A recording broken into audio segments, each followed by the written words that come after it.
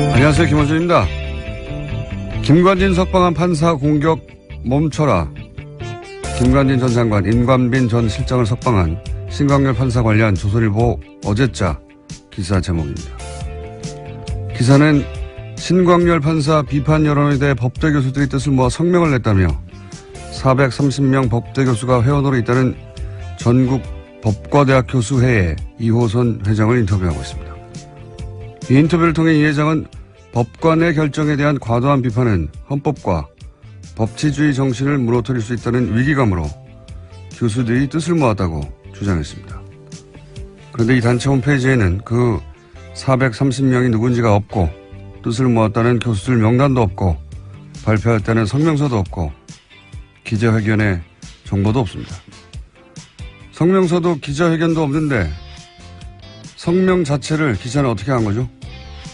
참여 교수들 명단도 없는데 뜻을 모았다는 건 어떻게 확인을 한 겁니까? 누가 언제 어디서 몇 명이 참여했는지 최소한의 정보도 없으면서 전국 법대 교수들이 뜻을 모았다고 기사를 쓰는 이유가 뭔가요? 제가 얘기해 볼까요? 신광열 판사의 석방이 그만큼 말이 안 되니까 그래서 비판 여론을 어떻게든 물타기 해보려고 도둑이 재발이 저린 거 그거 아닙니까? 김원준 생각이었습니다.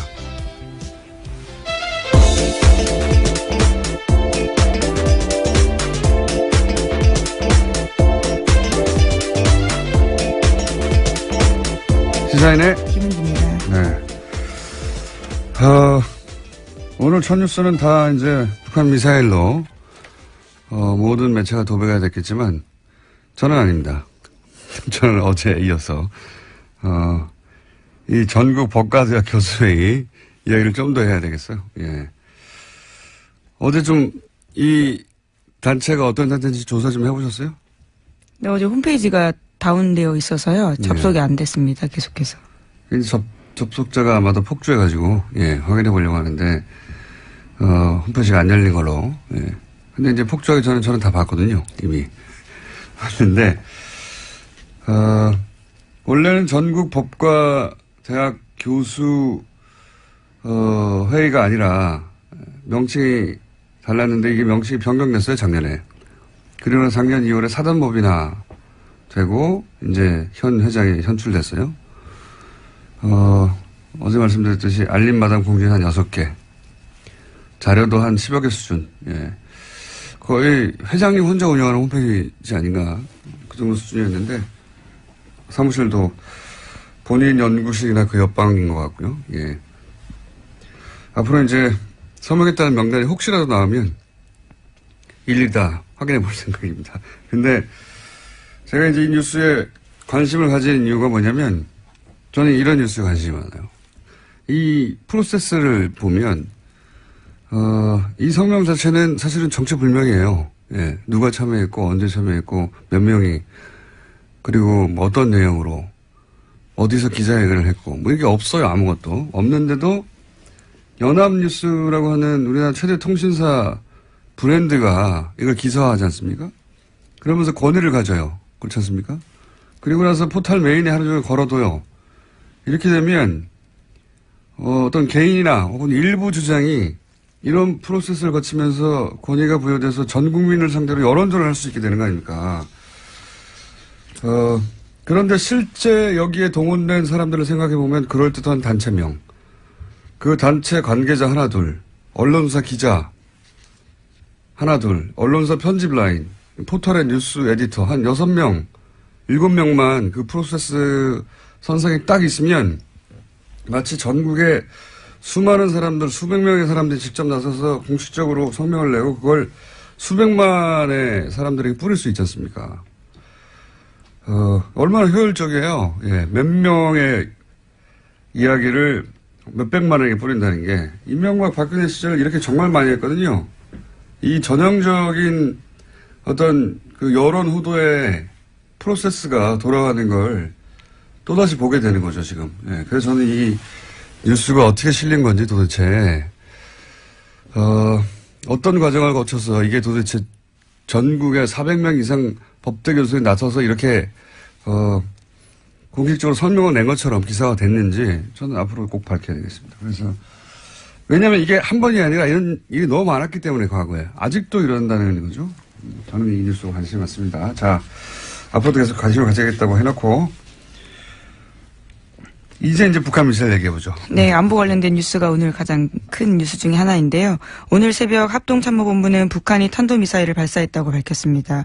오늘 오전 3시 17분 정도 평안남도 평성 일대에서 동해상으로 탄도미사일 한 발을 발사했다라는 건데요. 합참에 따르면 군은 오전 3시 23분에 북한의 탄도미사일 도발에 대응했습니다.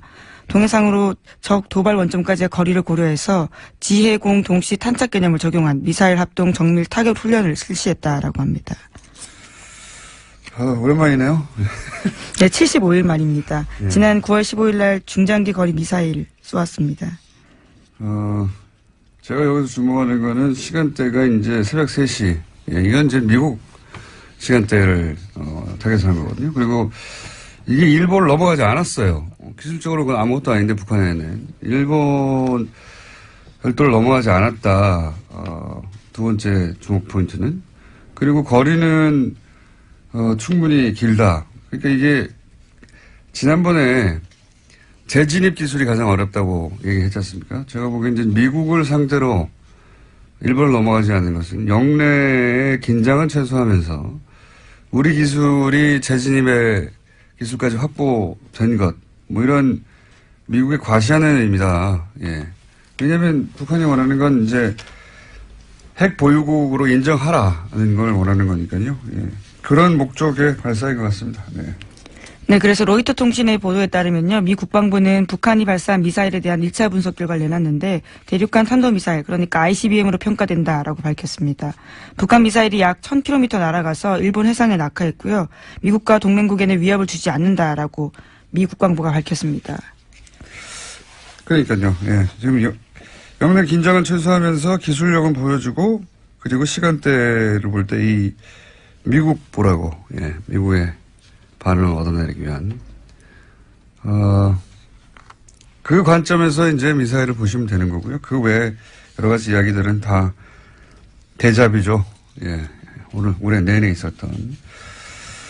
자, 트럼프는 또 강력하게 얘기하겠죠. 네. 네, 트위터를 주목해야 될 것 같은데요. 우선 문재인 대통령은 국가안전보장회의 전체회의를 소집했다라고 했습니다. 긴급하게 지시했는데요. 오늘 2차 보고, 그러니까 3시 24분에 보고를 받자마자 NSC 전체회의 소집을 지시했다라고 합니다. 네, 이것도 뭐 한 10번 정도 본 뉴스입니다. 이때까지. 네, 11번째 미사일 도발이라고 합니다. 네. 문재인 정부 출범 이후에요. 최근 6개월간 똑같은 패턴인데, 예, 그 중에 주목할 지점은 제가 말씀드린 시간대, 그 다음에, 북한 열도를 위로 지나가 태평양에 떨어진 게 아니다. 예, 이제 짧게 쐈다. 중요한 건 재진입 기술이다. 예. 그래서 이제는 기술을 거의 다 확보했다고 미국에 과시하는 그 관점에서 이제 보시면 되고요. 그 나머지는 뭐 동호 반복입니다. 자, 다음 뉴스는요. 네, 최윤수 전 국정원 2차장이 있습니다. 우병우 전 수석의 절친이라고 알려져 있는 인물인데요. 지난 26일에 검찰 조사를 받았는데 여기서 한 내용들이 일부 보도가 됐습니다. 최윤수 전 국정원 2차장이 추명호 전 국정원 국장의 우병우 전 민정수석 비선보고를 알았다라고 인정했다라는 보도인데요. 오늘 아침 경향신문이 보도했습니다. 최 전 차장 같은 경우에는 피의자 신문 과정에서 수사팀이 내민 관련 보고서를 보고 혐의를 일부 시인했다라고 하는 건데 추 전 국장이 정식 보고 라인을 거치지 않고 청와대에 직보하는 것을 사실상 묵인했다라는 겁니다. 이게 뉴스의 의미를 좀 전달해 줘야 되는데 항상 뉴스가 이런 사실관계 중심으로 나오니까 핵심이 뭐냐면 이제 최윤수 전 2차장 이 우병우 전 수석의 절친으로 알려져 있거든요. 예, 검찰 시절부터. 그래서 우병우 전 수석의 권유로, 예, 2차장에 갔다라는 게 지금 정설이죠. 예, 본인이 싫다고 했는데 국정원의 우병우의 라인의 정점으로 이 최윤수 2차장을 국정원에 가라고 한 사람이 우병우 본인이고, 그러니까 직통 라인이다.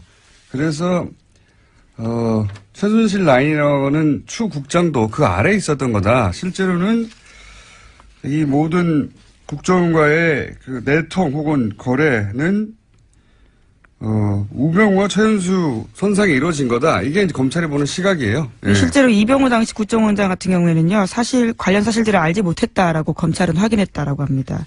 그러니까 보고 행위가 이루어지는 것을 알지 못했다라는 거죠. 그러니까 이제 우병우의 국정원 라인, 직통 라인이 최윤수 이 차장이라고 이제 검찰은 보는 것이고 그 직통 라인이라는 것을 입증할 일부 진술을 얻었다 이런 내용입니다. 이렇게 되면 이제 뭐가 달라지냐면 우병우 전 수석이 국정원을 직통으로 이 사람과 거래하면서 이 차장과 거래하면서 불법적으로 뭐 감찰을 한다든가 정보를 빼낸다든가 혹은 뭐 그 감찰 얘기도 많았잖아요. 네, 그렇죠. 특별감찰관 같은 경우에는요, 불법 사찰했다라는 혐의들이 있는데요. 이석수 전 감찰관뿐만이 아니라 이광구 우리은행장, 그리고 김진선 전 평창 동계올림픽 조직위원장 등이 이름을 올렸습니다. 이석수 전 감찰관 같은 경우에 우병우 전 수석의 개인 비리를 캐고 있으니까 국정원에 연락을 해가지고 거꾸로 이석수 감찰관의 비리를 캐라. 라고 지시했다는 거 아닙니까? 심지어 운전기사까지 만나가지고 이게 정보를 수집했다라는 거죠. 그러니까 이제 본인 개인 비리를 정상적으로 청와대 감찰 기능을 하는 기관에서 조사를 하자 국정원을 동원해가지고 거꾸로 불법이죠 당연히 그런 일에 동원했거나 혹은 최순실의 청탁 예를 들어서 뭐 이광구 우리은행장을 왜 사찰했느냐 한 달 전쯤에 뉴스가 나왔어요. 이제 은행장을 교체하려고 하는데 그 은행장을 교체하려고 할 때 정보를 추국장이 왔다 갔다 하면서 기존 은행장을 잘라야 새로운 은행장 자기 사람을 꽂을 거 아니겠습니까? 최순실 쪽에 부탁을 받고 그런데 이런 걸 했던 것도 결국은 이 차장 라인을 통해서 한 게 아니냐 뭐 이런 수사가 이루어지고 있는 겁니다. 그런데 과연 그렇게 해서 우병우 전 수석을 이번에는 구속시킬 수 있을 것인가? 그건 모르겠어요. 네, 오늘 오전 10시에 다시 피의자라 신분으로 불려 나와서요 조사받습니다. 그런 뉴스입니다. 다음 뉴스는요? 네, 국정원이 2013년 검찰의 대선 개입 수사를 막으려고 원세훈 전 원장의 개인 비리를 들이밀었다라는 한겨레 신문에 오늘 아침 보도가 있습니다. 그러면서 댓글 사건 수사를 중단시켜야 한다라는 보고서를 작성했다라는 건데요. 그러니까 국정원은 검찰 수사가 한참 진행되던 2013년 4월 달에 수사 무마를 위한 하나의 전략을 짰다라고 합니다. 검찰도 체면이 있기 때문에 원전 원장을 구속되긴 해줘야 되는데 그것이 개인 비리여야 한다라는 건데요. 일종의 빅딜을 해야 된다라는 보고서 내용이 있다고 합니다. 국정원은 이런 곳이에요. 국정원장을 했던 사람 아닙니까? 그 사람인데도 국정원이 살려고 그러니까 국정원 댓글 수사는 하지 말고 그래도 이제 검찰이 이렇게 나섰는데 뭐 먹을 건 줘야 되지 않냐. 그러니까 개인 비리로 잡아가라. 이런 딜을 국정원이 기획해서 그러니까 국정원장 예를 들어서 개인 비리들 캐고 있던 걸 가지고 이거 줄 테니까 국정원이 관여된 댓글 공작은 놔주고 검찰에게 그냥 개인 비리로 구속시켜라. 그럼 니네 면도 살고. 네, 물론 그런 의사를 간접적으로 전달했는데 결과적으로 성사되지 않았다라고 해당 신문은 보도하고 있는데요. 소위 속죄한 카드라는 워딩이요. 보고서에 있다고 합니다. 이때 당시 최동욱 총장과 그다음 윤석열 수사팀장이요. 지검장 두 양반이 이런 걸 안 받은 거죠. 그래서 대신 그 두 양반이 날아간 거죠. 근데 국정원은 국정원장이었던 사람도 이렇게 써먹는 거죠. 쓰고버리는 카드로. 국정원이 그런 곳입니다. 자, 다음 뉴스는요. 네, 2012년, 2013년 경찰의 국정원 댓글 사건 수사 당시에 수사 정보를 국정원 쪽에 흘려준 의혹을 받고 있는 김병찬 서울 용산경찰서장이 있습니다. 어제 검찰에 출석했는데요. 출석에 앞서서 취재진들과 만나서 이렇게 이야기했습니다. 자신이 당시에 국정원 관계자와 연락을 주고받은 건 사실이지만 다 업무상 필요에 의해서 통화한 거다라고 주장하고 있습니다. 이 뉴스의 핵심은 또 김용판 전 청장을 향한 수사라는 거죠. 이게 지금 김병찬 서울 용산경찰서장을 왜 갑자기 검찰에 출석시켰냐. 이거는 이제 똑같은 시기에 댓글 공작을 수사했던 경찰. 네, 서울청 수사 2계장이었습니다. 당시에요. 경찰의 당시 책임자 있던 김용판 전 청장이 무죄로 풀려났잖아요. 관련해가지고. 근데 지금 나오고 있는 이제 관련 보도들을 보면 당시 청와대 새누리 국정 경찰이 한 몸통으로 커넥션을 이루어서 이 당시에 댓글 공작이 아무런 혐의가 없다라고 대선 직전에 발표한 것 사건 경찰과 국정원의 정치 개입이 명백한 대선 개입. 이 수사를 다시 하겠다는 의지죠. 예. 그래서 지금 김병찬 서울 용산경찰서장이 출석해서 조사를 받는다. 타겟은 김용판 전 청장이다. 이렇게 보시면 되겠습니다. 김용판 전 청장 같은 경우에는 굉장히 유명한 저서가 있는데요. 우리가 모른다고 없는 것이 아니다라는 제목의 책이 있습니다. 자신의 치안 철학을 담았다라고 하는데요. 새삼스럽게 다시 그 책 제목이 생각날 때입니다. 아, 그런 책이 있어요? 예, 굉장히 자신은 자랑스러워하는 책인데요. 치안 철학을 담았다라고 합니다. 본인의 운명을 예언한 책일 수도 있겠네요. 예. 근데 이제 김용판 전 청장을 타겟으로 한다는 건 결국 또 이명박 전 대통령을 타겟으로 한다고 볼 수도 있습니다. 예. 다음 뉴스는요? 네, 어제 검찰이 김태효 전 청와대 대외전략비서관 사무실 등을 압수수색했습니다. 이명박 정부 시절 군 댓글부대 관련 등의 혐의인데요. 검찰 관계자는 의미 있는 자료를 일부 확보했다라고 밝혔습니다. 김 전 비서관은 김관진 전 국방부 장관이 이명박 전 대통령에게 사이버사 증언과 관련해서 보고하는 자리에 배석했고요. 이후에 실무회의도 했다라는 의혹을 받고 있습니다.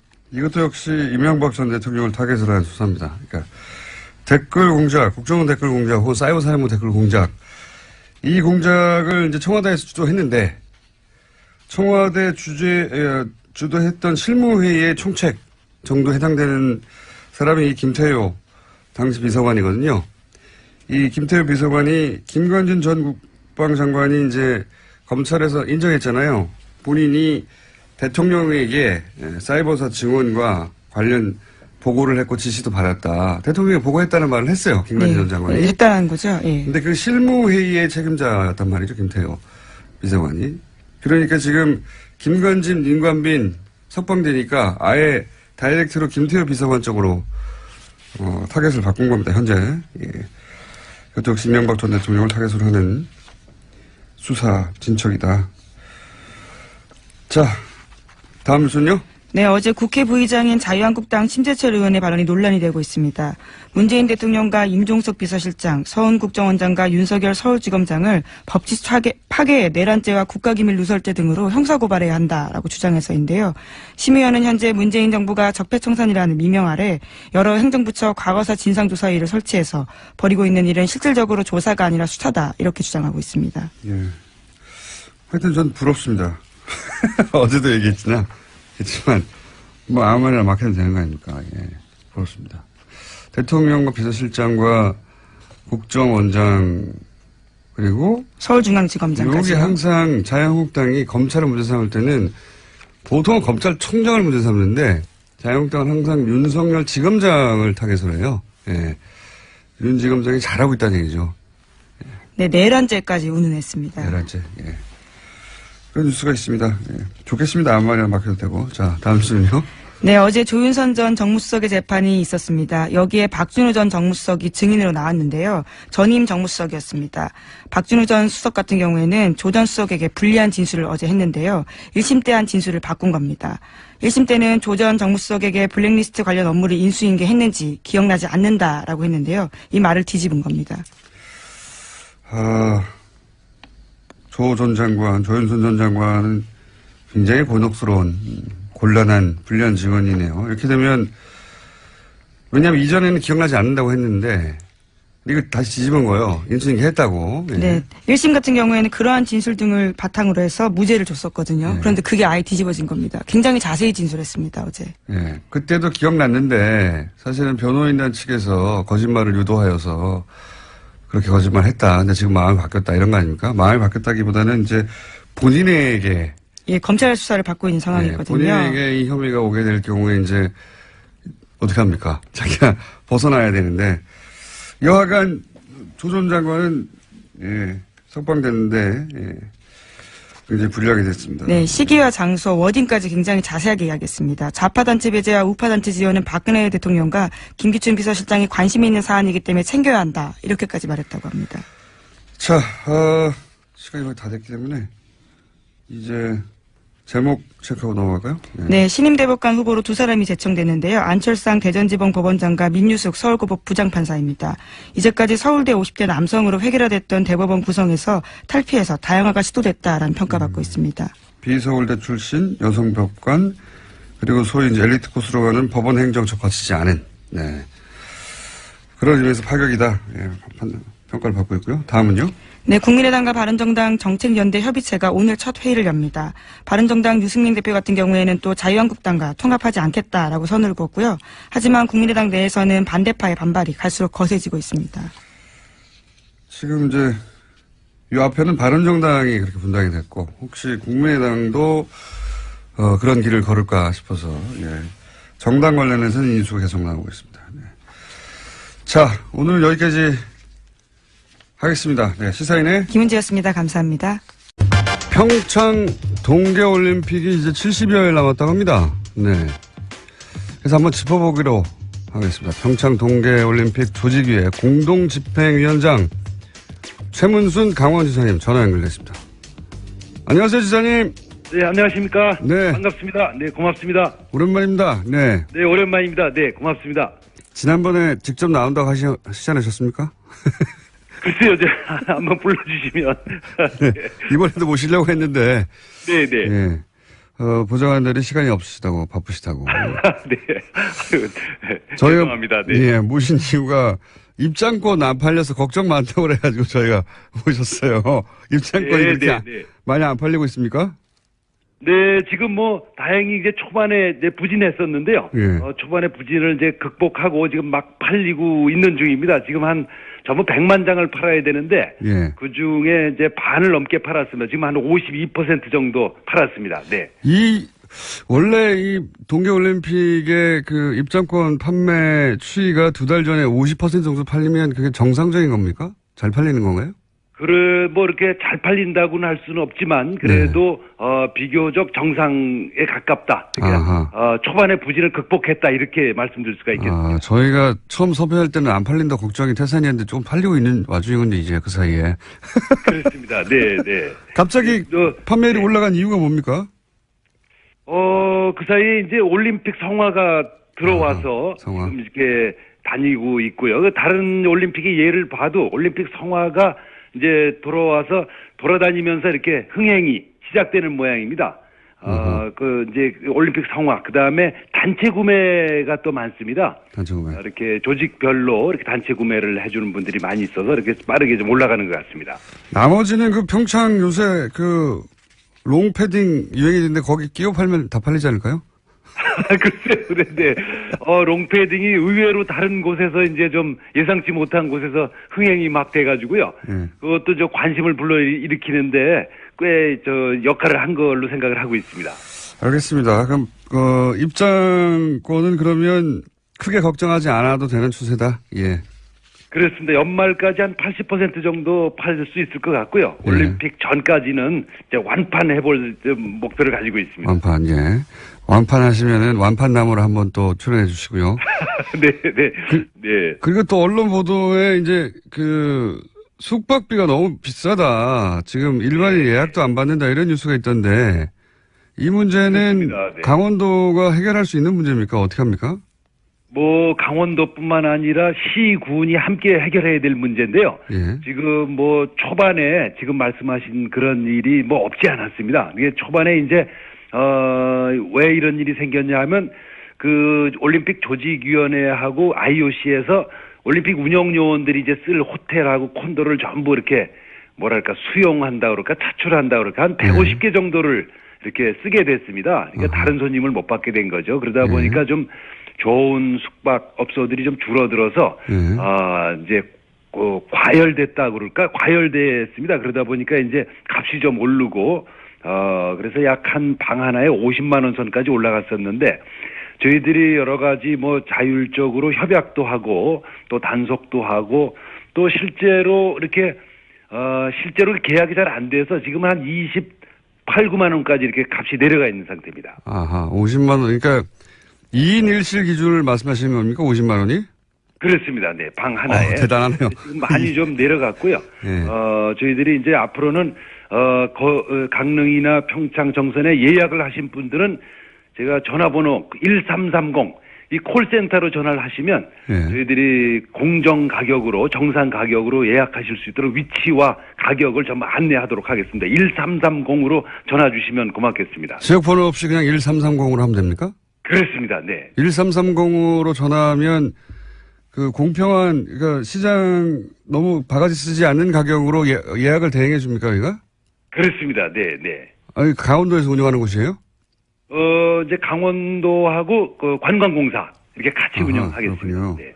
네. 여기서도 못 구해주면 그럼 대신 어떻게 합니까? 네, 거기서 저희들이 책임지고 구해드릴 거고요. 그 다음에 우선 그 개최 지역뿐만 아니라 예. 원주를 비롯해서 춘천 이게 교통이 좋아졌기 때문에 강원도 전역에서 이제 숙소를 구하셔도 대개 1시간 이내로 전부 강릉 평창에 도착하실 수가 있고요. 또 서울에서도 지금 이제 KTX가 12월 22일 날 개통됩니다. 서울에서 용산에서 강릉까지 한 1시간 반 정도 오시기 때문에 정 숙소를 못 구하시면 서울에서 다니셔도 괜찮습니다. 숙소를 다 해결해 주신다고 하시다가 큰소리 뻥뻥 1330 하시다가 안 되면은 기본적으로 이제 해결이 다 될 수는 있는데요. 예. 그래도 이제 혹시 그 아주 소수의 이렇게 과도한 요금을 받는 분들이 있으실 수가 있어서 네. 이렇게 저희가 공급을 늘리는 정책도 같이 갖고 있습니다. 네. 어쨌든 1330은 경기도하고 그리고 관광공사에서 하는 공식 네네. 번호고 여기서는 공정한 가격으로 숙소를 예약해 준다 이런 말씀이시고요. 그렇습니다. 네. 예. 그렇습니다. 네, 네. 이걸로도 해결이 안 되면 그냥 집에서 왔다 갔다 하면서 보라는 말씀이시고요. 네, 네, 네. KTX도 오니까. 네, 그리고 또 보도되기로는 이제 너무 춥다. 개회식 네. 하는 그 장소가 거기 기념 콘서트를 했는데 그 네. 공연 보러 온 청소년들이 너무 추워가지고 병원에 네. 실려갔다는 얘기가 있었어요. 그렇습니다. 지난 이제 11월 4일 날 그 D-100일 콘서트를 이제 했는데요. 예. 아우, 저도 거기 있었습니다. 근데 뭐 너무 추워가지고 저도 그렇게 추운 줄은 몰랐는데 그날이 영상 4도였었는데요. 예. 근데 바람이 많이 불어서 그 체감 온도가 나중에 알고 보니까 그 자리가 옛날에 황태 덕장 있던 자리라고 그러더라고요. 그래서 명태가 이제 바람이 센 자리에서 말리는 건데 네. 관중들을 명태 말리듯이 말린 거군요. 산바람으로. 네, 네. 근데 어떻게 해요? 이렇게 추면 관객들이나 영상 3도였는데도 그렇게 추웠으면? 그렇습니다. 근데 이제 올림픽이 열리는 2월 9일 날은 뭐 많이 내려가면 한 영하 8도까지 내려갈 수 있다고 그래서 저희들도 뭐 굉장히 걱정을 하고 있습니다. 근데 이게 뭐 추위라는 게 이게 위에가 터져 있는 그런 구조여서 아주 단칼에 뭘 해결할 수 있는 방법이 없어서 여러 가지 방법을 모두 지금 동원해서 연일 회의를 하고 있습니다. 바람막이도 좀 하고 또 이렇게 여러 가지 따뜻한 보온 제품들도 나눠드리고 이런 것들을 각종 다양한 해법들을 마련해 보도록 하겠습니다. 네, 위험장에서 옷을 많이 입고 오는 것을 해결해야 되겠네요. 예. 네, 네. 우선 좀 많이 입고 오시는 게 기본이 되겠습니다. 네. 하긴 뭐 너무 추운 걸 어떻게 합니까? 예상보다 엄청 더 춥다 이렇게 좀 생각을 해주셔야 됩니다. 그러니까 저희들도 추위에 익숙해 있는 사람인데도 저희들이 예상보다 더 춥게 느끼니까 수도권에 계신 분들은 뭐 이 옷을 아주 몇 겹씩 껴입고 오셔야 된다 이렇게 우선 기본적으로 이렇게 말씀을 드릴 수가 있겠습니다. 네, 지사님. 네네. 그거는 아무나 할 수 있는 말 아닙니까? 추우니까 옷을 많이 껴. 네. 특별한 대책이 있으십니까? 옷을 많이 껴입고 해야 되는 거. 대책을 뭐 다각도로 준비를 하고 있는데 일반적으로 느끼는 추위보다 이제 훨씬 더 춥다 이렇게 좀 미리 좀 말씀을 드리겠습니다. 네. 알겠습니다. 그 대책은 옷을 많이 입고 오는 것으로 말씀해 주셨고 그리고 연결한 김에 네네. 이건 평창 얘기는 아닌데 평창 얘기는 이제 충분히는 아니어도 앞으로 저희가 개회식 다가가면 좀 더 연결하겠는데요. 연결한 김에 MBC 최연소 사장을 지내셨던 분 아니겠습니까? 네. 네. 지사님께서는 최연소 사장을 하셨는데 네네. 최근 이제 사장 선출 과정이 있으니까 굉장히 관심 있게 보실 텐데요. 네네. MBC 사장을 하려면 직접 해보신 분으로 어떤 자질이 굉장히 중요합니까? 우선 뭐 제가 할 때 하고 또 좀 다른 자질이 있어야 된다고 보는데 우선 뭐 정치적 중립성과 독립성을 지키는 게 우선 큰 자질이고요. 근데 지금은 이제 그거를 넘어서서 경영 능력이 굉장히 중요할 것 같습니다. 그 이제 옛날하고는 달리 이 지상파 분들이 뭐 방송이 지금 뭐 다 그렇긴 한데 재정 상태, 경영 상태가 굉장히 나쁘기 때문에 경영 능력이 아마 굉장히 중요한 자질 중에 하나로 포함되지 않나 이렇게 생각이 듭니다. 방송 정상화를 시킬 능력은 기본이고 더 나아가서 이제 권력으로부터 방송을 지킬 그 자질은 기본이고 사실은 경영 능력도 있어야 된다. 네, 그렇습니다. 네. 이 경영 능력은 그게 미리 알 수 있습니까? 어떻게 합니까? 그 경영 능력이라는 것은 이제 방송의 독립성을 지키는 능력하고는 좀 다른데 예를 들어 그렇죠. 방송의 경영의 가장 수입원이 되는 게 이제 드라마가 되겠습니다. 드라마. 예, 광고인데요. 광고를 제일 많이 붙이는 게 이제 드라마죠. 이게 드라마는 그 방송 작가라든지 연기자라든지 PD라든지 또 여러 가지 스텝들을 한 100가지 정도의 한 요인들을 한꺼번에 묶어낼 수 있는 통합 능력 같은 건데요. 그거를 해낼 수 있는 능력이 있어야 된다고 저는 생각을 하고 있습니다. 그러면 드라마국을 경험한 후보자야 좋다 이런 말씀이십니까? 꼭 그런 건 아닙니다. 꼭 하지만 그걸 이해해야 한다. 네네. 그런 이제 통합 능력. 이렇게 사람들의 이해관계를 잘 조절해내고 사람들을 이제 묶어내고 이런 능력이 있어야 된다고 생각하고 있습니다. 네. 알겠습니다. 그리고 저희 그 PD가 갑자기 네네. 보통 이렇게 청탁 질문이 안 들어오는데 질문이 하나 중간에 들어왔어요. 네네네. 올림픽 기간 중에 TBS 영어 방송이 있거든요. 예. 그래서 아마 영어 방송. 네. 네. 영어 방송이 현장 방송을 할 계획인가 봐요. 예. 아, 그러시군요. 네, 그러시군요. 네. 그래도 되는 거죠? 아, 네, 물론입니다. 그래 되는 게 아니라 와주셔야죠. 제가 잘 모시도록 하겠습니다. 거기 우리가 이제 그 언론 활동을 옆에서 지원할 수 있도록 이렇게 센터를 만들어 놓고 있습니다. 거기 호텔 하나를 빌려가지고요. 거기가 저희가 모실 수 있도록 사전에 서로 접촉을 했으면 좋겠습니다. 네. 알겠습니다. 네. 지사님, 이 영업을 굉장히 잘하시는 것 같아요. 네. 홍보할 영업을. 네. 아유, 고맙습니다. 이게 좀 어려운 질문 하나 더 드려볼게요. 네. 편하게. 올림픽 끝나면 이제 이건 뭐 전 세계적으로 이런 문제 많이 대두됐는데 최근에 이제 하계 올림픽도 그랬고 올림픽 끝나면 경기장이 사실상 방치되거나 제대로 운영되지 못해서 막대한 경제적 손실 뭐 이런 이야기 많이 나오지 않습니까? 네. 평창도 그럴 염려에 있는 거 아닌가요, 혹시? 그럴 염려를 이제 저희가 미리 예상해서 그럴 염려를 뭐 없진 않지만 굉장히 줄여놨습니다. 이제 경기장 비상기점은 12개인데요. 예. 그 중에서 8개는 이미 이제 해법이 마련돼서 우리 도하고 시군에서 이제 스포츠 시설, 복합 문화 시설로 쓰기로 결정을 했습니다. 지금 남은 게 4개 있습니다. 예. 이제 스키 점프 때하고 스키 점프 아시죠? 이렇게 스키 선수들 이렇게 날아서 뛰어내리는 거. 그다음에 지사님 그 정도 압니다.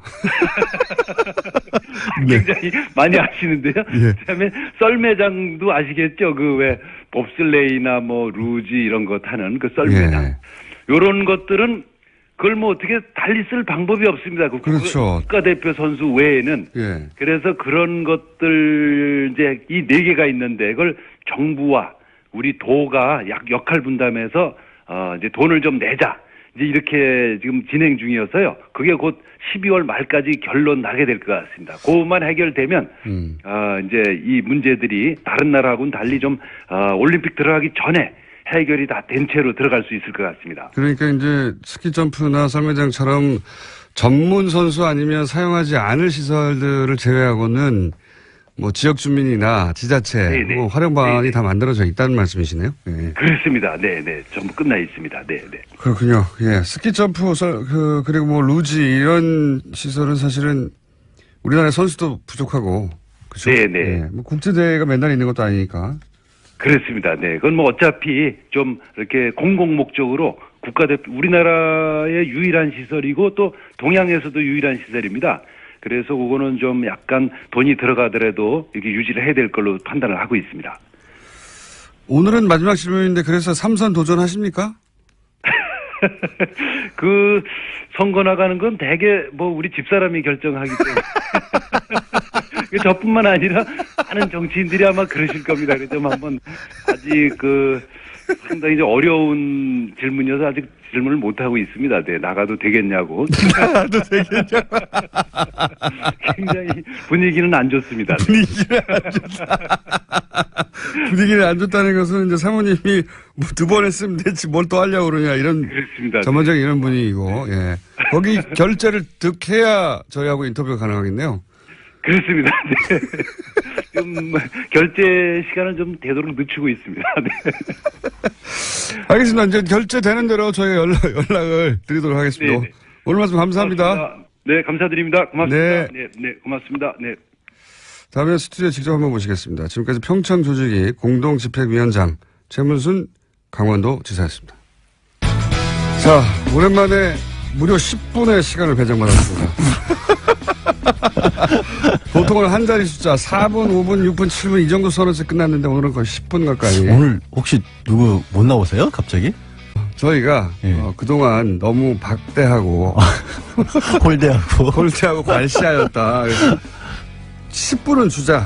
아니, 걱정이 돼서 갑자기 누가 또 어디 아프셔서 못 나오셨나. 갑자기 시간을 많이 주셨다 그래서. 10분은 주자. 물론 듣다가 예, 재미없으면 음악 틀 거예요. 최초로. 양결 변호사님. 괜찮네. 그것도 음악도 예. 아침에. 예, 안녕하세요. 반갑습니다. 양재입니다. 자, 오늘 주제는 뭡니까? 안 나온 사람이 있어서 저는 나왔는데. 예, 안 박근- 나오는 사람이 있어서. 박근혜 전 대통령 골석. 예, 예. 예. 박 전 대통령 골석 재판은 이제 법대로, 그러니까 법에 따르면 출석을 안 하는데 출석을 네. 안 할 만한 정당한 이유도 없고 또 그렇다고 해서 굳이 안 내려올 사정이 있는 것도 아닌데 또 강제로 인치하기는 어려운 상황일 때. 그러니까 전직 대통령이기 때문에 이렇게 된 거죠. 그러니까 구치소의 표현으로는 무릎하고 허리는 좀 안 좋대요. 그런데 30분 정도 밖에 나갈 정도는 충분히 된다. 예. 하지만 우리 구치소 입장에서는 전직 대통령인데 강제로 끌고 나갈 수는 없지 않느냐. 구치소뿐만 아니라 법원에서도 강제 구인하려면 할 수 있는데. 예. 구인하면 뭐예요? 나와서 아무 말도 안 하고 있겠다라고 해버리면 어차피 또 아무 말도 안할 것이고. 그러면 의미가 없기 때문에 두 그리고 번 구인하는 과정에 사진이나 이런 거 찍히면 또 괜히 뭐 복잡해지죠. 법원도 부담스럽고 하니까. 근데 사람들이 이제 그런 생각도 할 것 또 같아요. 여성이잖아요, 여성. 그 점도 저는 작용했다고 봅니다. 여자 경찰도 있어요. 물론 그렇긴 한데 여성이고 전직 대통령을 강제로 구인해서 법정에 앉혀놓는다. 아무 의미 없죠. 네, 라는 모양새도 것이, 좋지 않고. 라는 것이 주는 이제 부담. 그것 때문에 이제 못하는 거죠. 다른 부담은 혹시라도 일각에서 이미 나오고 있는 얘기처럼 그럼 자리에 있지도 않은데 재판을 하면 네. 결국은 본인이 포기했다고 할지라도 역사적인 기록인데 이게 반론권도 보장 안 해주는 거 아니냐. 원래 앉아있을 때도 반론을 안 했어요. 입은 안 열었죠. 네. 어쨌든 유영하 변호사라도 얘기를 하지 않았느냐. 근데 이제 법원에서 그런 부분을 의식을 해서 월요일 날 42일 만에 재판이 열렸는데도 불구하고 당장 골석 재판을 한 게 아니라 마지막으로 한 번 더 이 안 나오면 불이익을 받을 수 없다라는 점을 충분히 전달을 하고 전달을 했다라기보다 전달을 했다는 것을 기록에 남긴 거죠. 법정 기록에. 저는 유영하 변호사보다 이 국선 변호인단이 박근혜 전 대통령에게는 100만 배 낫다고 봅니다. 100만 배. 사실은 102만 배. 그렇게까지 얘기를 하시면 네. 뭐 저도 할 말이 없는 게 비슷한 생각을 하거든요. 왜냐면 유영하 변호사는 정치인이었잖아요. 정치적으로 대응했지. 사실 재판에 떠난 지 오래됐고 네. 이분은 선거만 3번인가를 출마를 했었던 분이라서 실질적으로 뭐 법정일을 그렇게까지 열심히 하기는 어렵지 않았느냐 상식적으로 봤을 때도. 탄핵 심판 때부터 저쪽은 왜 저렇게 대응하지? 이때까지 망하는 길로만 달려왔거든요. 계속해서 전면적인 부인을 했으니까. 그리고 네. 반론권이라는 게 별로 의미가 없는 게 어차피 이 사안 자체를 사실관계를 열심히 다투거나 그런 쪽보다는 기본적으로 그 얘기 했잖아요. 탄핵 전에 1월쯤인가 기자회견 아닌 기자회견 해가지고 이렇게 저렇게 해가지고 이렇게 저렇게 엮어가지고 네. 오래전부터 준비해가지고 나를 몰아넣은 것이다 음모다 이렇게 그러니까요. 밖에 이 시간을 재판 안 보고 있기 때문에 그 입장을 고스란히 또 유영하 변호사는 대변을 해왔거든요. 게다가 지금 5명의 국선 변호사를 지금 국선 전담 사무실에서 끌고 왔는데 이분들이 사실 대한민국에서 형사재판 제일 많이 하는 사람들이거든요. 아니, 이분들은 변호사로는. 전문가들이 맞아요. 맞아요. 네. 예전에 정말 예전에는 국선 한다 그러면은 뭐 실력이 없다거나 대충 해준다고 했는데 전담 사무실 그런 분위기 전혀 아니거든요. 그리고 이분들은 전담은. 본인이 원하지는 않았지만 어쨌든 세계의 재판을 맡았기 때문에 그럼요. 자신의 실력을 발휘하기 위해서라도 열심히 하게 돼 있고 법리적으로 치열하게 다투게 돼 있어서 제가 보기에는 유영하 변호사 그리고 박근혜 전 대통령이 소위 이제 이것은 정치적 음모다. 그리고 우리는 아프다. 이거 두 개 말고 한 게 뭐 있습니까? 그것만 해왔는데 그래서 끊임없이 불리해져 가다가 지금은 이제 우리는 정치적 탄압을 이렇게까지 받고 있다. 소위 이제 박근혜 대통령은 아무런 법적인 방어권을 행사하지 못하고 있다. 이런 이미지를 주려고 손을 놨는데 그 덕분에 오히려 새로운 변호사들이 비로소 이제 법적인 방어권을 제대로. 근데 조금 네. 새로운 변호사들도 사실은 딱히 새로운 걸 할 건 없는 것 같아요. 왜냐면 어제 걸작 재판을 시작을 했는데 사람이 도와주지 않으니까요. 사람이 도와주지 않고 다툴 여지가 크게 많지 않은 게 왜 두 가지를 어제 다퉜거든요. 어제 이미 걸작 재판 시작했어요. 그리고 또 태블릿 PC를 다투기 시작했어요. 네. 구선 변호인. 왜냐하면 그 연장선상에서 그것 말고는 할 게 없다라는 방어를 거고. 해야 하니까. 또 정호성 전 비서관 그 유출 경위 문건들 녹취록 이런 것들이 또 증거 능력으로서 쓸 수 있느냐 이것도 다투기 시작했거든요. 이걸 보면 그 이전에 남겨놓은 것들을 하고 있는 건데. 그렇죠. 그것도 예. 맞고 또 다른 것들을 찾아내기도 현실적으로 어려운 분위기 아니 아닌가. 피의자를 만날 수가 없잖아요. 만나야지 서로 의논해 가며 어디를 공략하자 혹은 뭐 아니 뭐 세 번 편지는 보냈는데 네. 첫 번째만 답신이 오고 그 다음부터는 아예 답장도 안 한다는 거 아니에요. 왜 내가 안 만나겠다고 했으면 됐지 두 번 세 번 귀찮게 하느냐 그런 분위기인 거고. 그래서 나오는 부분들은 업무 인수인계도 사실은 제대로 못 받은 것 같기도 해요. 어제 이제 재판장에서 약간 진풍경이 벌어진 게 재판장이 요거는 이미 이전 변호사들이 동의한 거니까 넘어가시고요. 이거는 아니고요라고 또 설명까지 해줬거든요. 보통 그런 상황에서 업무 인수인계 못 받아서 나오면 혼나는데 증거 동의 부동의 이거 사실관계 자체도 전달을 안 했군요. 그렇지 않나 싶어요. 왜냐하면 5명이라도 가장 기본인데. 그렇죠. 예. 그러니까 그런 요 얘기를 증거는 채택이 안 됐고요. 이거 알려줘야 되는데 예, 그것도 안 알려줬군요. 뭐 그래서 딱히 보면은 불리할 것도 없고 유리할 것도 없고 무엇보다 이게 재판이 불리해진다 유리해진다라는 것을 따질 수가 없는 게 공범들이 다 있잖아요. 공범들이 다 지난주에 차은택 송성각 씨 같은 경우도 유죄 판결 받았습니다. 직권남용하고 그 인사청탁했던 부분. 인사청탁한 건 박 전 대통령이 뒤에서 꽂아줬다라는 게 그냥 판결문에도 나와 있어요. 그럼 이재용 부회장 이미 항소심 진행 중이지만 유죄 판결 받았고 뇌물 줬다는 쪽. 총성 전 비서관 이번 주 금요일이죠? 다음 달이긴 하지만 1일날 증인신문 다시 하는데 총성 비서관도 공무상 기밀유출 유죄 받았잖아요. 그럼 본인만 빠져나갈 수 있는 방법이 뭐 있어요? 다른 변호사가 온다고. 사실은 박근혜 전 대통령은 빠져나갈 방법이 없습니다 지금. 그러니까요. 너무나 많은 사람들이 박근혜 전 대통령에게 불리한 진술을 하고 있고요. 그리고 그런 정황과 뭐 어떤 뭐 서류들이 계속 나오고 있기 때문에 빠져나갈 방법이 없어요. 판장 입장에서는 한 가지는 좀 마음이 편해진 것 같아요. 계속 안 나오니까 나중에 판결문에 어찌됐든 지금 상황은 중형이 불가피한 상황인데 어쨌든 전직 대통령에게 중형을 내리려면 조금 마음의 부담은 있는데 안 나왔으니 이건 사법질서에 대한 어떤 방해고 이런 부분은 죄질이 좋지 않다. 이런 거 한 줄 더 쓸 수 있게 생긴 거죠. 그거 말고는 별로 달라진 거 없는 결심 때는 설마 나오겠죠. 결심 때는 설마 나오지 않을까요? 그걸 어차피 뭐 나와서 선고되는 거니까 큰 의미는 없고. 박근혜 전 대통령은 어쨌든 제가 보기엔 계속 안 나옵니다. 문제는 예. 지금 한 달째 사실 유영하 변호사도 안 만나고 있다는 거예요. 그건 이미 얘기됐을 거예요. 처음에. 근데 사람이 한 달째 아무도 안 만나고 일반 면회도 안 하고 말도 안 하고 있다? 그거는 정상적인 상태가 아니잖아요. 구치소 내에서 구치소장이나 그분들하고 얘기를 하는지 안 하는지 심리상담 같은 거 한다고요? 어떻게 하십니까? 그것도 구치소장 만나는 것도 특혜라고 말 많은 바람에 본부에서 굉장히 조심스러울 것 같은데. 어쨌든 제가 보기에는요. 이 전략 자체는 그렇게 철저하게 핍박당하는 게 아니라 본인이 그 길을 선택했는데 핍박당하는 모습으로 재판을 응한다. 예. 왜냐하면 그거 말고는 전략이 없어요. 이게 만약에 변호인이 들어와서 하는 일은 뭐냐면 가장 기본적으로 이건 인정하고 이건 하지 말자를 해야 되는데 그 18개 중에 하나라도 하는 순간 내가 아까 말했던 것처럼 이렇게 저렇게 엮여가지고 누군가의 음모에서 이렇게 당했다는 말을 못 꺼내잖아요. 그러니까 철저하게 부인하는 쪽으로 갈 수밖에 없는 거죠. 끝났나요? 자, 안녕히